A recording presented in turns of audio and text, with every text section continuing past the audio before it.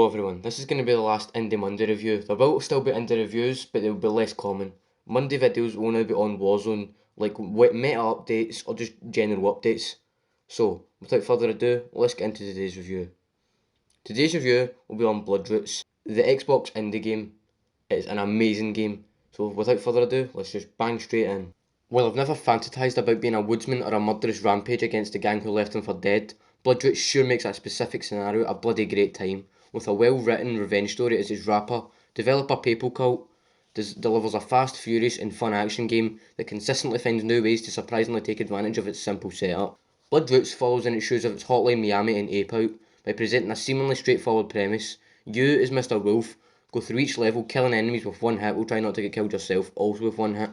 Kills can be chained together, with grades awarded at the end each level that frequently convinced me to get another try in the hopes of bumping that C+ up to at least a B. What sets Bloodroots apart from the similar score chase and action games, and what Paper Cult makes great in level of design, is the weapon arsenal. Mr. Wolf has at his disposal, and it includes pretty much everything. An axe with a heavy slice, obviously a murder weapon. A light but deadly fence post that whacks away enemies, murder weapon. A chain chomp homage that slingshots Mr. Wolf through the air from one enemy to the next, definitely a murder weapon. A flimsy carrot, the deadliest of vegetables in the town. This arsenal is put to consistently wacky use level after level during Bloodrot's 3-act, roughly 8-hour campaign. That length will likely depend on how you're dying, playing out like a Jackie Chan action film with an mixed art style reminiscent of Samurai Jack. Bloodroot is an unreeling assault on the poor soul standing in Mr. Wolf's way. New weapons like scythes, different guns and more pop up throughout the campaign, but you recurring favourites like those I've mentioned and a handful of others such a delight to master and implement in every level. Most levels, unless intentionally designed otherwise, are replete with all these and more improvisational weapons, and Bloodroots always felt like it, gave me the freedom to wield whatever tool of destruction I deemed worthy for the task at hand. Replaying through whole levels or even just sections of them usually revealed an ideal path with specific weaponry, and nailing those sequences did consistently feel empowering, but I never felt like my weapon choices were restricted in any way. If I wanted to stray from the path, the delight of its mayhem always enhanced with some key details. Every killing blow has a certain oomph to it, as blood spatters out the pore to soul you hit. Mr. Wolf's speed is at first a bit unwieldy, allowed me to practice glide through the wooden terrain like an unstoppable force, meeting many movable objects. And the death sequence highlights your final kill in any given area, with a spectacular and silly little cutscene. Never has a fish slammed down on an enemy's head in such spectacular fashion.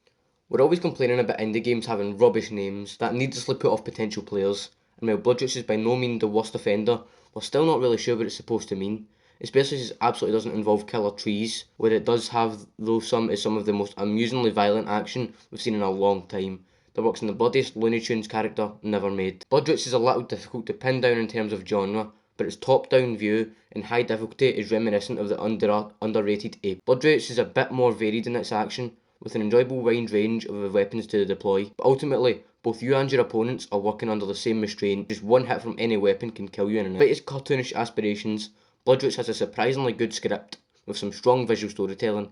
Even though the plot itself is fairly basic, it involves outlaw Mr. Wolf trying to get revenge against his gang, the Blood Beasts, who all have similar animal-themed surnames like Mr. Boa and the new leader Mr. Blackwolf.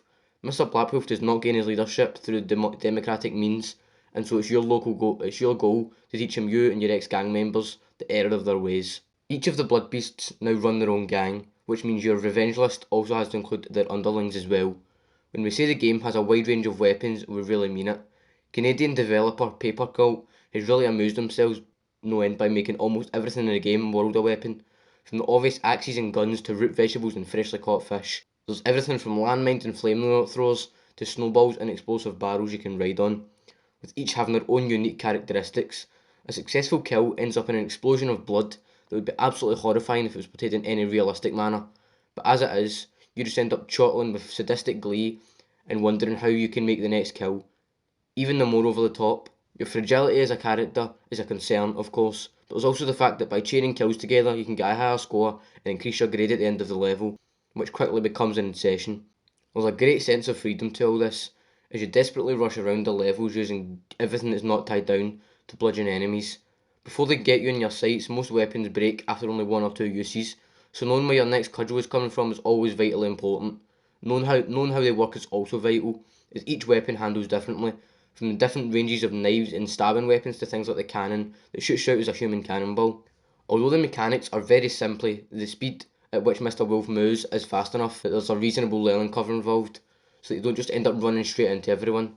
But learning not to do that is important for several reasons. Having all the one-shot kills, and it encourages to plan ahead before acting, especially given the overhead view. There's a clear element of Hotline Miami to the action, even if the tone is considerably more comedic. Bloodroot's campaign runs to around 8 hours and is a very worthwhile post-game element, where we are trying to collect the hearts of your animals themed enemies, which give you the new abilities that make you replaying previous levels particularly enjoyable. Boss battles are especially fun to replay, as you gain new abilities or realise you've tackled them in a completely different way. Although everything generally works very well, Bloodroot's high difficulty does create frustration, where there might not necessarily have been any patches of ice, and absolutely infuriating when you start slipping on them, and the game's camera is sometimes too concerned with framing in the action. An interesting, rather than helpful way, aiming with ranged weapons can also be finicky, but generally these are minor irritations that don't spoil the fun for any appreciable length of time. Bloodroots is a fantastic little action game, and one that manages to make extreme violence seem fun and amusing in a way only video games can.